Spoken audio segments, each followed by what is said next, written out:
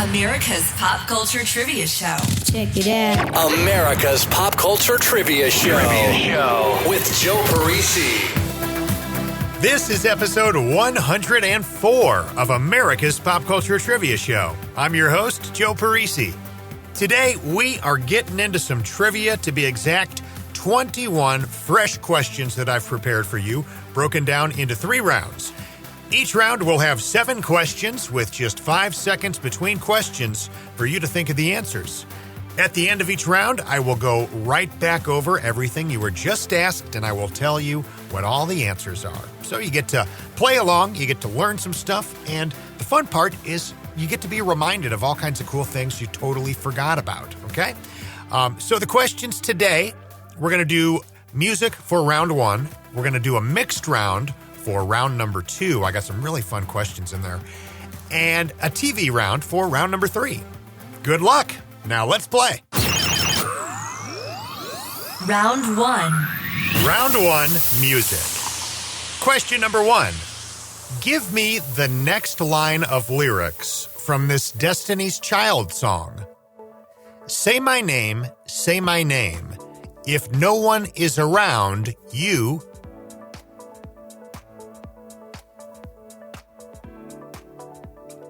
Question 2. Something in your eyes that is keeping my hope alive. But I'm sick of myself when I look at you. Something is beautiful and true. These lyrics are from a 1995 song called Sick of Myself. Name the artist.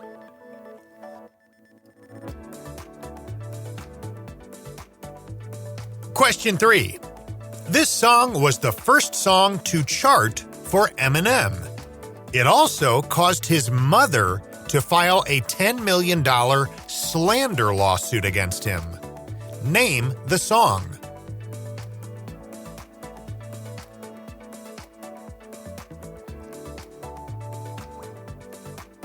Question 4. The song Breathe was the number 1 pop single of the year 2000. The lyrics start out with this. I can feel the magic floating in the air. Being with you gets me that way. Name the artist who gave us Breathe.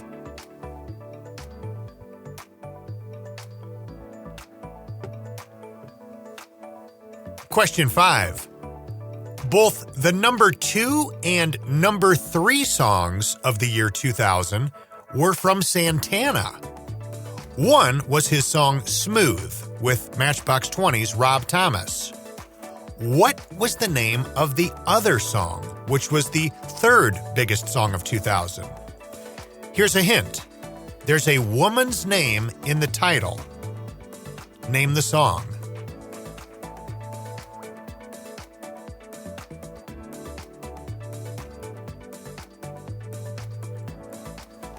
Question 6. True or false? The song Rudolph the Red-Nosed Reindeer has been the number 1 song in the country. Is that true or false?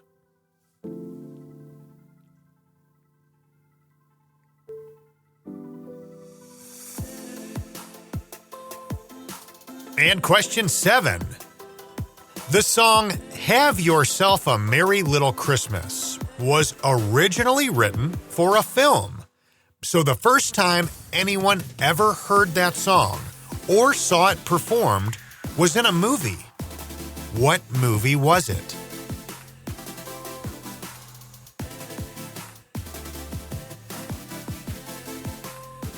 And that'll wrap up the music round. Let's check those answers. Question 1. Looking for the next line of lyrics from this Destiny's Child song. Say my name, if no one is around, you... Say baby, I love you. Question 2. Something in your eyes that is keeping my hope alive, but I'm sick of myself when I look at you. Something is beautiful and true. These lyrics are from a 1995 song called Sick of Myself. Name the artist. That is Matthew Sweet. That is a fantastic song. Look up Matthew Sweet, Sick of Myself, if you're not familiar. Question 3. This song was the first song to chart for Eminem. It also caused his mother to file a $10 million slander lawsuit against him. Name the song. That is My Name Is from 1999. If you go back and listen, twice in that song, he goes after his mother, Debbie, with some not very nice things. So, yeah, they ended up in a lawsuit. The lawsuit was settled for like $25,000. And his mother, Debbie, only got to keep about $1,500 of that. All the rest went to the lawyers. Question number 4. The song Breathe was the number 1 pop single of the year 2000. The lyrics start out with this: I can feel the magic floating in the air. Being with you gets me that way. Name the artist who gave us Breathe. That is Faith Hill. Question 5. Both the number 2 and number 3 songs of the year 2000 were from Santana. That was a huge year for him. One of the hits, of course, was Smooth with Rob Thomas from Matchbox 20. What was the name of the other song, which was the 3rd biggest song of 2000? The hint is the song title has a woman's name in it. Name that song. That would be Maria Maria. Question 6. True or false? The song Rudolph the Red-Nosed Reindeer has been the number 1 song in the country before. Is that true or false? That is true. Gene Autry was not the first to perform that song. It actually debuted live on a radio show out of New York. But Gene Autry was the first to record that and release it. That happened in 1949, and Columbia Records began to heavily push and promote Gene's recording of Rudolph the Red-Nosed Reindeer that winter. And actually, like the week after Christmas, 1949, it became the number 1 song in the country. So an additional little fun fact there, it was number 1 for the week ending January 7th, 1950. So Rudolph the Red-Nosed Reindeer was actually the first number 1 song of the 1950s. Question 7. The song Have Yourself a Merry Little Christmas was originally written for a film. So the first time anyone ever heard the song or saw it performed was in a movie. What movie was it? The answer is Meet Me in St. Louis from 1944. It was Judy Garland who actually performed the song on screen. Round 2. Round 2 is a mixed round. Question 1. Finish this phrase made popular by the movie Mean Girls. On Wednesdays, we wear blank.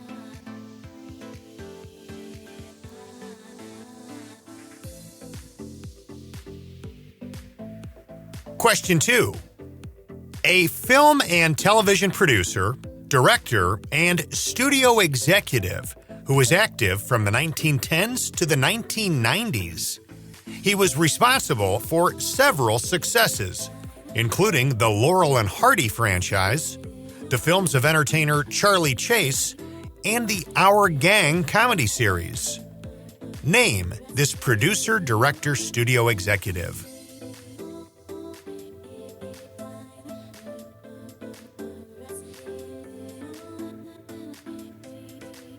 Question 3. From 2006 to 2008, Coca-Cola produced and marketed a coffee-flavored soft drink. What was the name of this now-defunct beverage?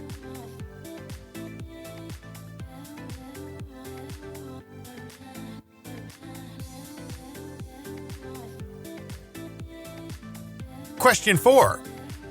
In December 2021, it was announced that fast food chain Del Taco was being purchased by another fast food chain in a deal worth over $400 million. What fast food chain purchased Del Taco?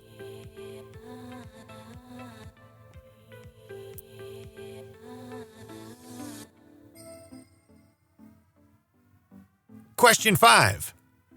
The late actor Tom Tiny Lister Jr. famously played the character Debo in the movie Friday. In 1989 and 1990, Lister was a regular in the World Wrestling Federation. What name did he go by in the WWF?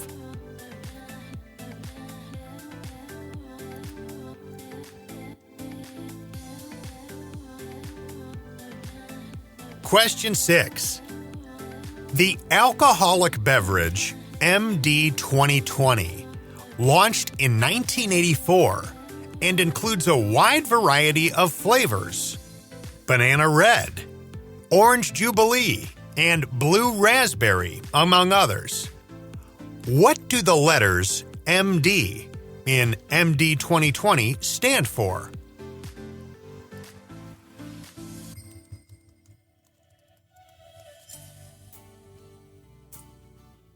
And question 7.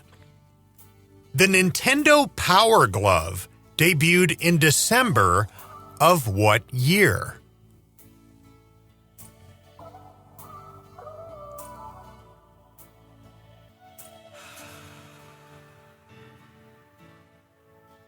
And that's going to wrap up round number 2. Let's see how we did. Question number 1. Finish the phrase made popular by the movie Mean Girls. On Wednesdays, we wear blank. Pink. On Wednesdays, we wear pink. Question number 2, going way back. A film and television producer, director, and studio executive who was active from the 1910s to the 1990s.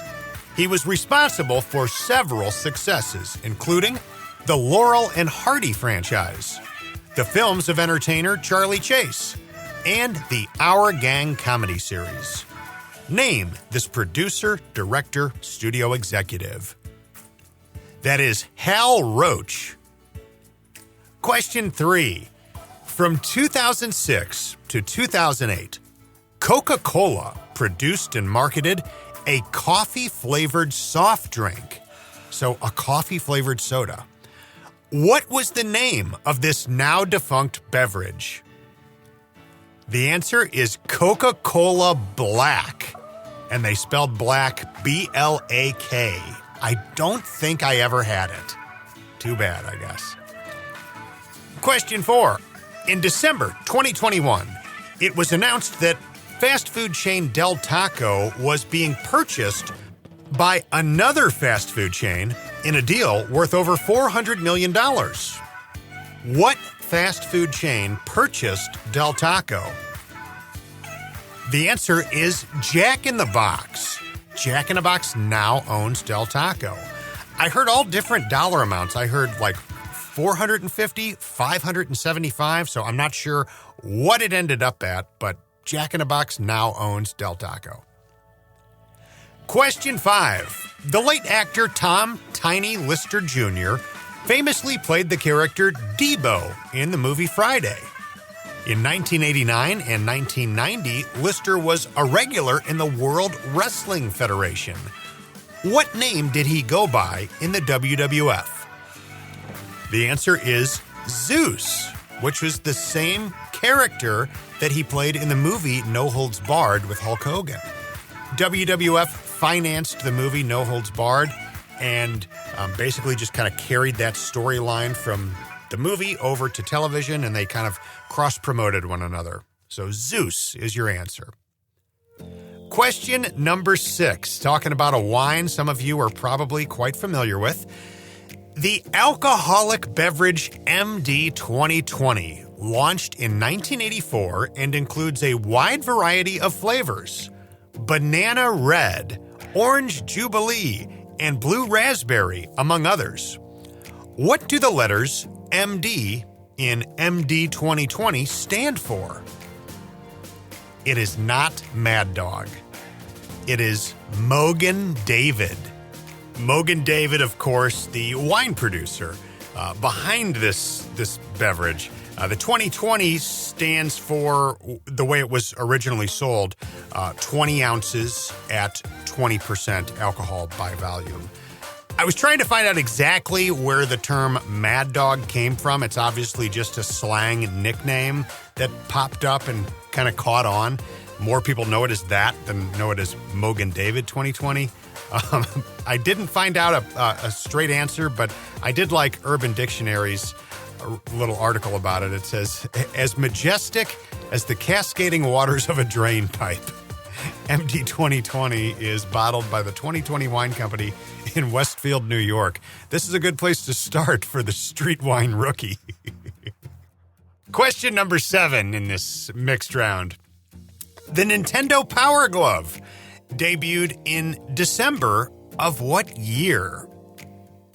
The answer is 1989, and the Power Glove was a very sought-after Christmas gift at Christmas 1989.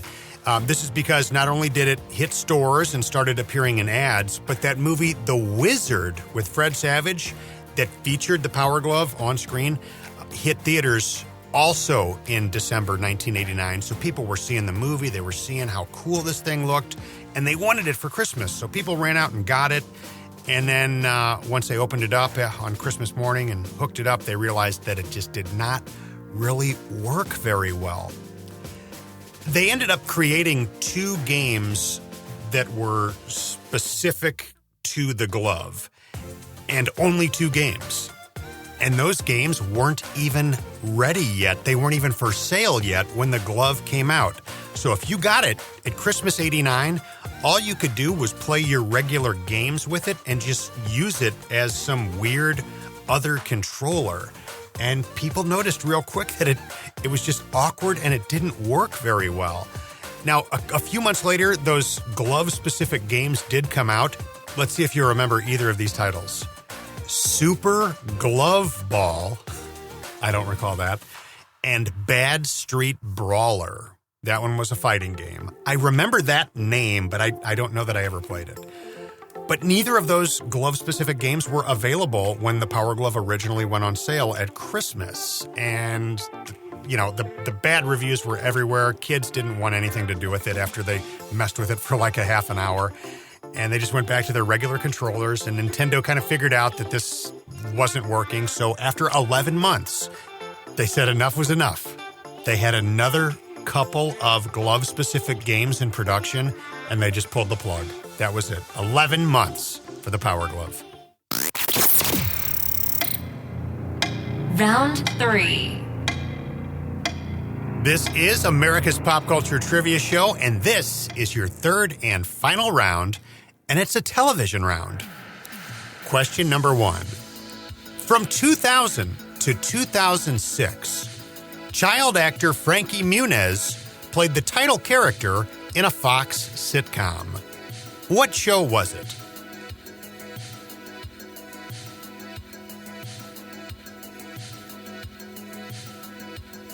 Question 2.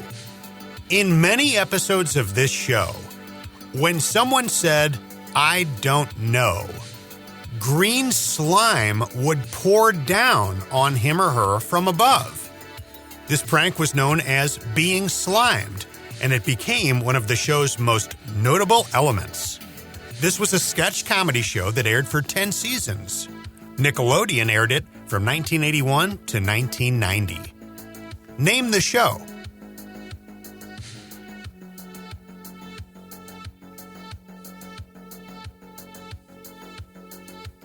Question 3. This actor and comedian was the star of the early 90s sitcom Get a Life, where in it he played a childlike bachelor who, at 30 years of age, still lives with his parents and works delivering newspapers. Name the actor and comedian that was the star of Get a Life.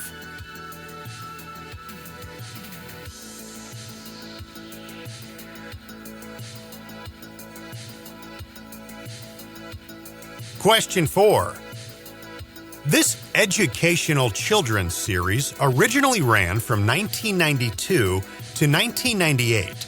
The program starred Paul Zaloom as the title character, an eccentric scientist who would perform comical experiments and demonstrations in response to viewer mail to illustrate various scientific concepts, from density to electricity to flatulence. When his experiments were successful, he would often exclaim, "Zaloom," referring to his last name. Name the show.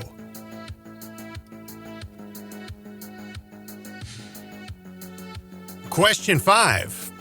To the surprise of many, this HBO series starring Laura Dern was canceled after 2 seasons.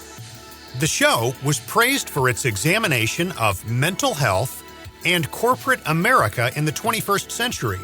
Laura Dern even won the Golden Globe for Best Actress for her lead role in the series.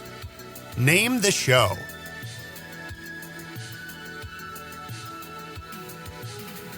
Question 6. Tracy Gold played the daughter on Growing Pains. She was the on-screen sister to Mike and Ben. What was her character's name?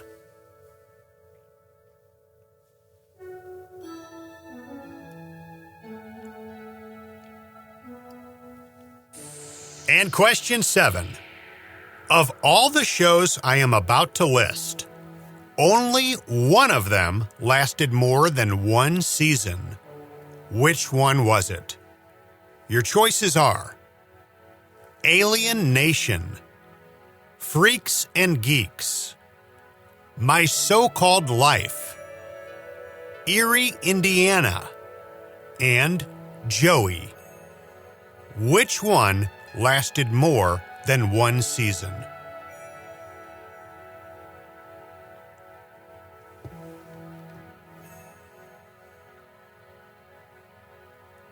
And that's going to do it for our third and final round, the television round.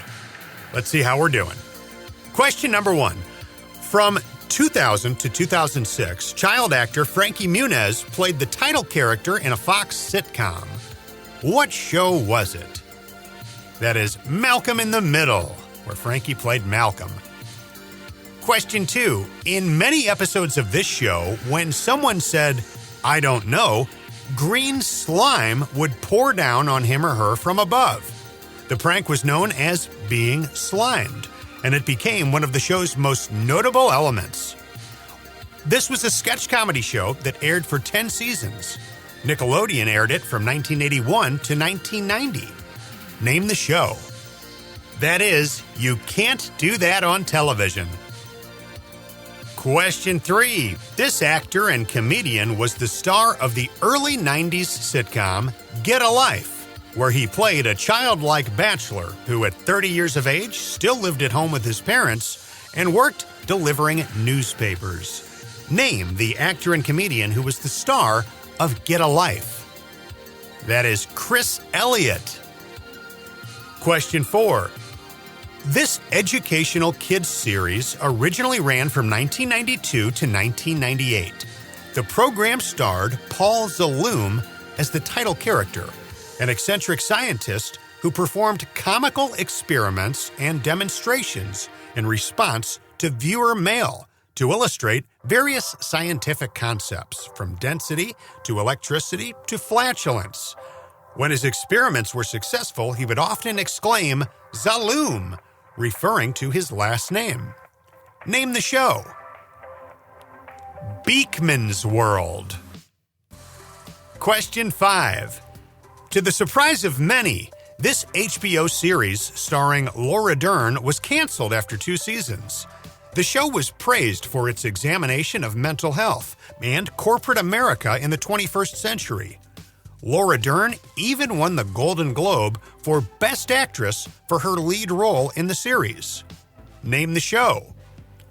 That is Enlightened. We were so furious when we heard that show got canceled. We got sucked into it. They ended season 2 on a really cool cliffhanger, and then like a week later announced that the show would not be coming back. And you never got more. You never got any closure. Very frustrating. Question 6. Tracy Gold played the daughter on Growing Pains. She was the on-screen sister to Mike and Ben. What was her character's name?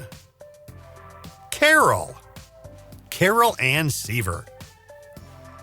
And question 7, last question of the episode. Of all the shows I'm about to list, only one of them lasted more than one season. Which show was it? The choices were Alien Nation, Freaks and Geeks, My So-Called Life, Erie, Indiana, and Joey. The answer is Joey, which was the Friends spinoff that starred Matt LeBlanc. So Joey did fairly well in its first season, but then season 2, it got beat really badly by American Idol. And it was so bad, so much lower from the show's debut that NBC just pulled the plug after the 14th episode of that second season. They had 8 more episodes complete, ready to go, and NBC just said nope. They didn't even air them. But all those other shows I mentioned, Alien Nation, Freaks and Geeks, My So-Called Life, Erie, Indiana, none of those made it past season 1. It was one and done. Joey was the only one to even begin a second season. My name is Joe Parisi. This is America's Pop Culture Trivia Show. Thank you for listening. Please, if you haven't already, leave us a review on iTunes. That helps the show grow greatly. You have no idea, and I greatly appreciate it. So if you ever want to reach out, feel free. You can email me through my website, joeparisivoiceover.com. I'm also on Instagram at joeparisivo. So thank you for listening. Have a great day. I'll go make up some more questions, and we will do it all again soon. Thanks, guys. America's Pop Culture Trivia Show with Joe Parisi.